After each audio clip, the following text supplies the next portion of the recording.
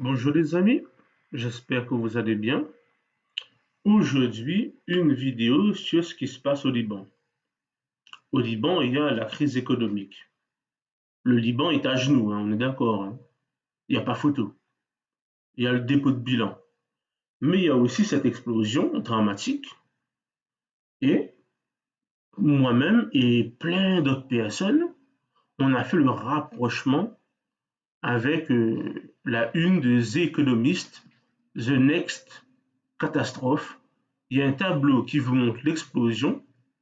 Et voilà, il y a le rapprochement fait directement, hein.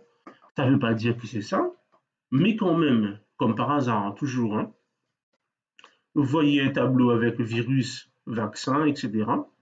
Et comme par hasard, on vous parle de vaccin, de coronavirus, on vous parle de grippe porcine, vous voyez un tableau avec un cochon, vous voyez tout ça, vous voyez en fait les trois canards là. Il y en a un qui est vrai, il y en a deux qui est faux. Ça vous fait penser à des hologrammes, à de la magie. Vous voyez un petit garçon asiatique avec un casque militaire. Ça vous fait penser aux enfants qui souffrent pendant la guerre, tout ça. Oui, ça vous fait penser à la crise économique, tout ça, hein. Ça vous montre un calendrier. Vous voyez l'heure fatidique ici.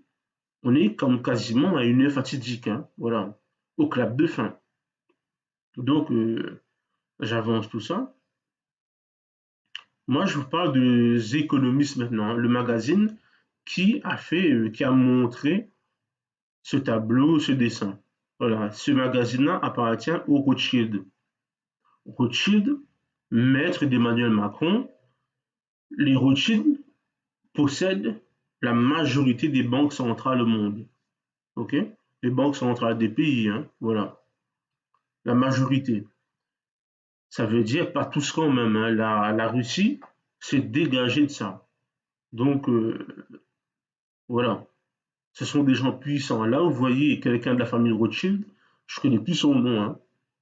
Voilà. Il est en compagnie de Marina Abramovich. Marina Abramovich, la sataniste, hein, ok, qui détruit les enfants, qui fait des saloperies sur les enfants. Mais surtout, vous voyez un tableau d'Aïe. Ok? Ce tableau, il est démoniaque, hein. Renseignez-vous sur le tableau, vous allez voir.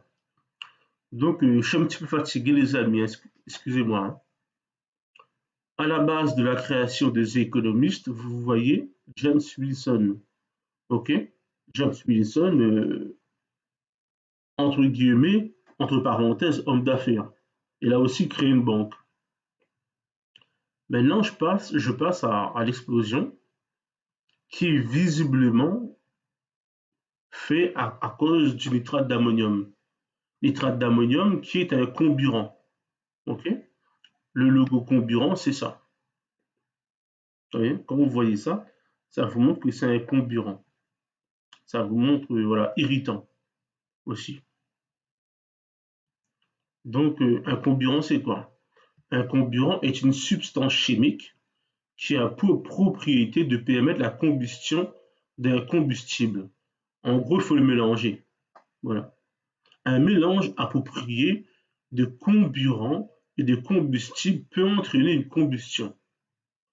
Un incendie en présence d'une source d'ignition, étincelle, point chaud, flamme, etc. Le comburant étant l'un des trois éléments du triangle de feu. Donc, je vous mets les liens dans les messages. Vous allez pouvoir creuser vous-même. Maintenant, je vous montre une fiche de sécurité qui parle de nitrate d'ammonium. Ok? Les mises en garde peut aggraver un incendie, comburant, provoque de graves irritations des yeux, tenir éloigné de la chaleur, des étincelles, des flammes nues, des surfaces chaudes, défense de fumée, etc.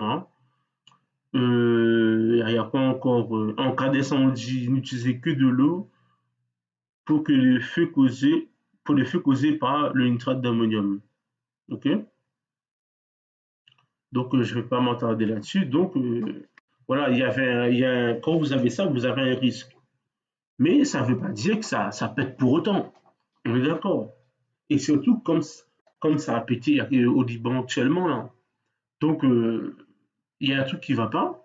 Et ça me fait penser aussi à la cathédrale de Notre-Dame de Paris. On vous a dit que c'est un mégot. Il y a des gens qui ont gobé, hein. Voilà, ils gobent tout, hein.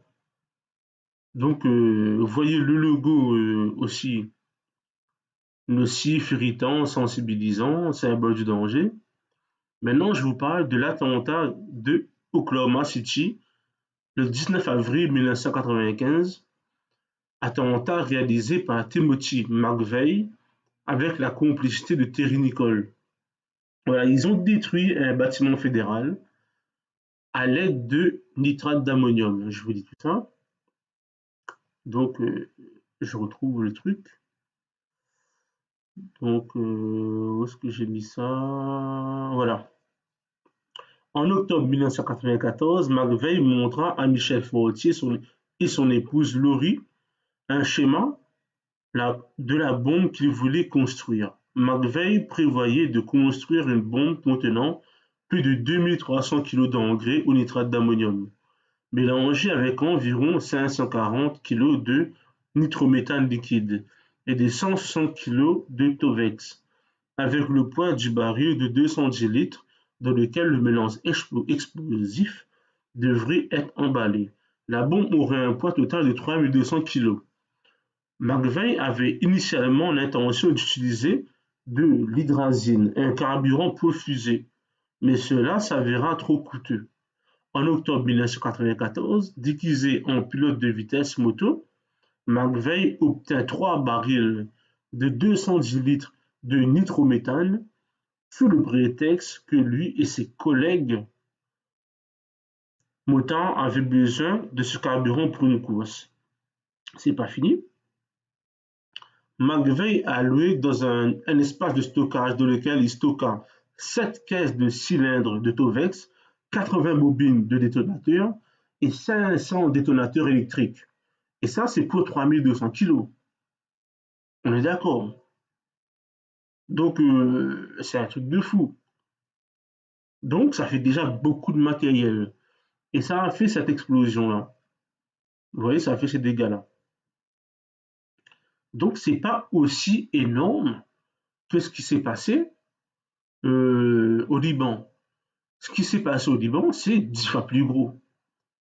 Je pense que vous avez vu la vidéo, je ne vais pas la remontrer parce qu'il y a des gens qui sont morts de ça. C'est énorme.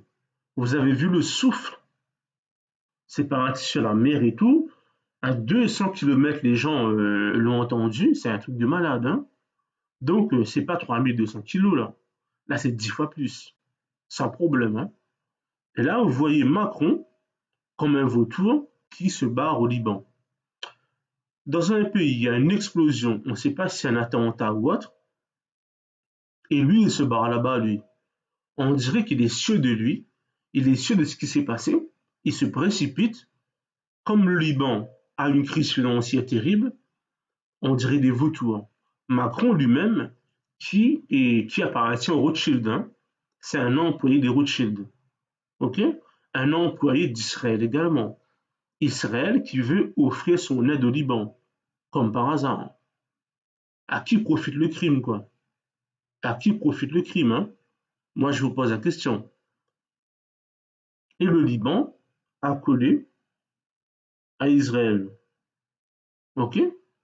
Israël veut faire le, comment dire, les dirigeants veulent faire le grand Israël, en fait, hein? Et taper la Jordanie, la Syrie, etc., la Turquie, l'Irak, tout ça. Donc, ce truc-là tombe à pic pour ces gens-là. Et moi, je vous pose la question, à qui profite le crime? C'est comme pour le Venezuela. Pour le Venezuela, quand il y a eu le truc avec Maduro, la pseudo-révolution, on a compris que c'était les États-Unis. Là, on comprend que c'est qui, les amis? Si on est honnête, vous voyez? Donc, tout concorde vers Israël, vers les Rothschild. Voilà quoi. Donc, chacun se fait son avis. Hein. Donc, je vous laisse, les amis, avec les liens dans les messages.